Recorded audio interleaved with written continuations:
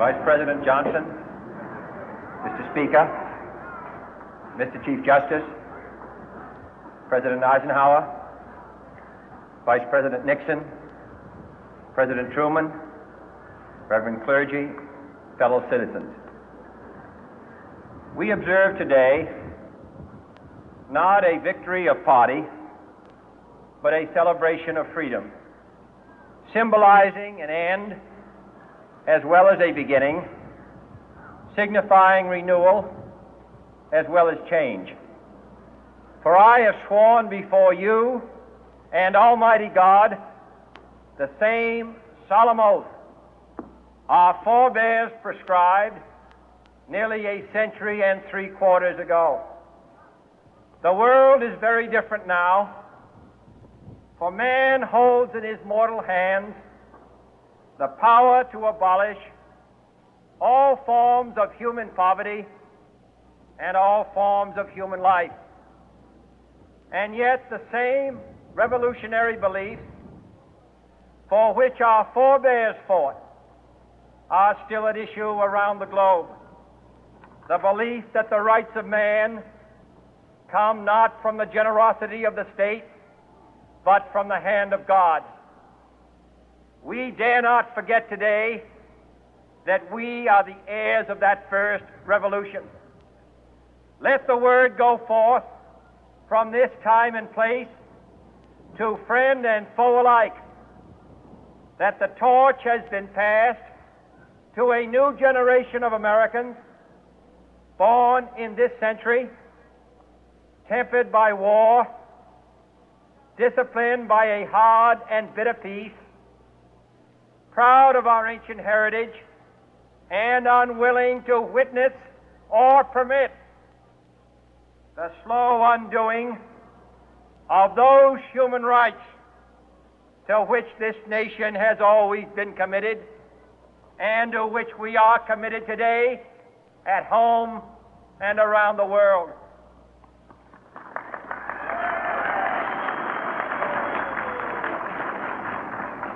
Let every nation know, whether it wishes us well or ill, that we shall pay any price, bear any burden, meet any hardship, support any friend, oppose any foe to assure the survival and the success of liberty.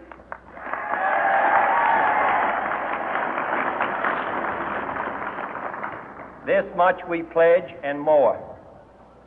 To those old allies whose cultural and spiritual origins we share, we pledge the loyalty of faithful friends. United, there is little we cannot do in a host of cooperative ventures. Divided, there is little we can do, for we dare not meet a powerful challenge at odds and split asunder. To those new states whom we welcome to the ranks of the free, we pledge our word that one form of colonial control shall not have passed away, merely to be replaced by a far more iron tyranny. We shall not always expect to find them supporting our view, but we shall always hope to find them strongly supporting their own freedom, and to remember that in the past, those who foolishly sought power by riding the back of the tiger ended up inside.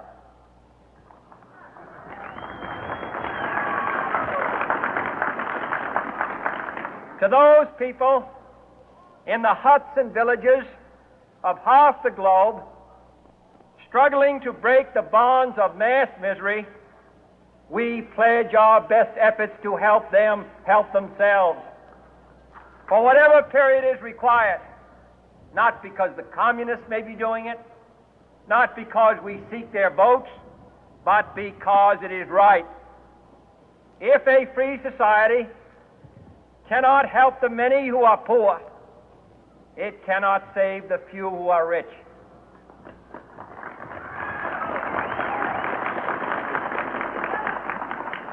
To our sister republics south of our border, we offer a special pledge to convert our good words into good deeds, in a new alliance for progress, to assist free men and free governments in casting off the chains of poverty.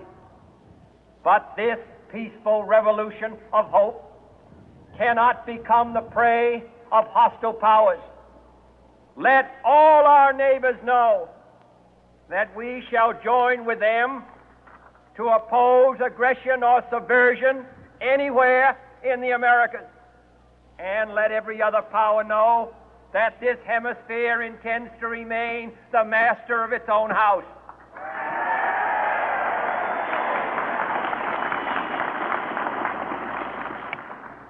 To that World Assembly of Sovereign States, the United Nations, our last best hope, in an age where the instruments of war have far outpaced the instruments of peace, we renew our pledge of support to prevent it from becoming merely a forum for invective, to strengthen its shield of the new and the weak, and to enlarge the area in which its writ may run. Finally, to those nations who would make themselves our adversary, we offer not a pledge, but a request that both sides begin anew the quest for peace. Before the dark powers of destruction, unleashed by science, engulf all humanity in planned or accidental self-destruction, we dare not tempt them with weakness, for only when our arms are sufficient beyond doubt can we be certain beyond doubt that they will never be employed. But neither can two great and powerful groups of nations take comfort from our present course, both sides overburdened by the cost of modern weapons, both rightly alarmed by the steady spread of the deadly atom, yet both racing to alter that uncertain balance of terror that stays the hand of mankind's final war. So let us begin anew, remembering on both sides that civility is not a sign of weakness, and sincerity is always subject to proof. Let us never negotiate out of fear, but let us never fear to negotiate.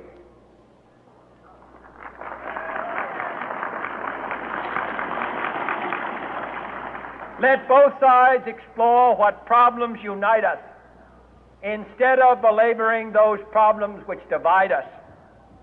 Let both sides, for the first time, formulate serious and precise proposals for the inspection and control of arms, and bring the absolute power to destroy other nations under the absolute control of all nations.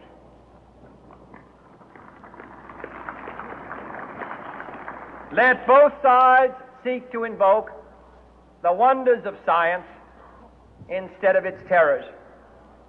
Together, let us explore the stars, conquer the deserts, eradicate disease, tap the ocean depths, and encourage the arts and commerce.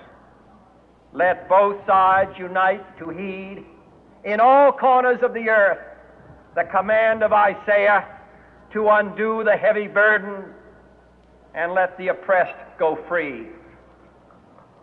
And if a beachhead of cooperation may push back the jungle of suspicion, let both sides join in creating a new endeavor, not a new balance of power, but a new world of law, where the strong are just and the weak secure and the peace preserved.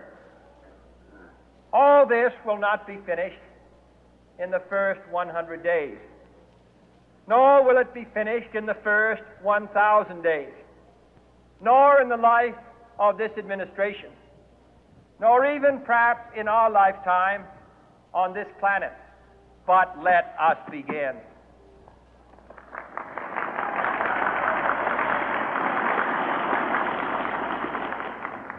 In your hands, my fellow citizens, more than mine, will rest the final success or failure of our course. Since this country was founded, each generation of Americans has been summoned to give testimony to its national loyalty. The graves of young Americans who answered the call to service surround the globe.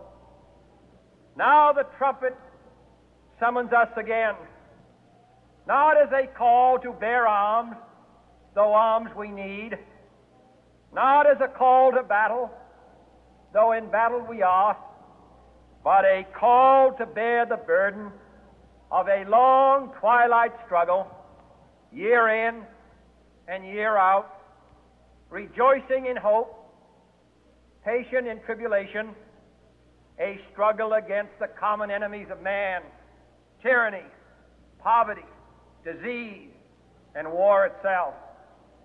Can we forge against these enemies a grand and global alliance, north and south, east and west, that can assure a more fruitful life for all mankind? Will you join in that historic effort?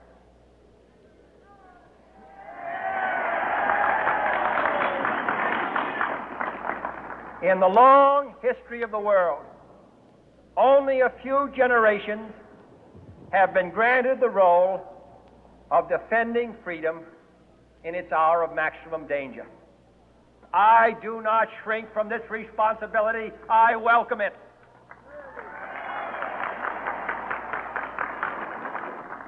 I do not believe that any of us would exchange places with any other people or any other generation.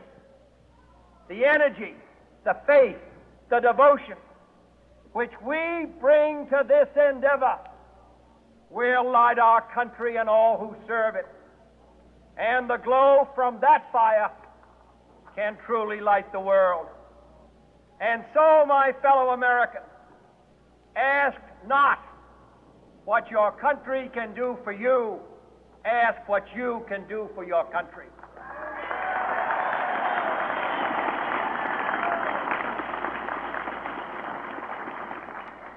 My fellow citizens of the world, ask not what America will do for you, but what together we can do for the freedom of man.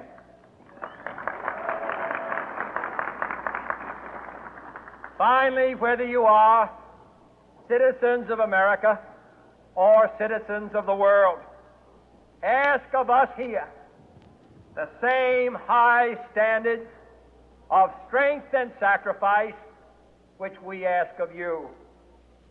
With a good conscience, our only sure reward, with history the final judge of our deeds, let us go forth to lead the land we love, asking His blessing and His help, but knowing that here on earth, God's work must truly be our own.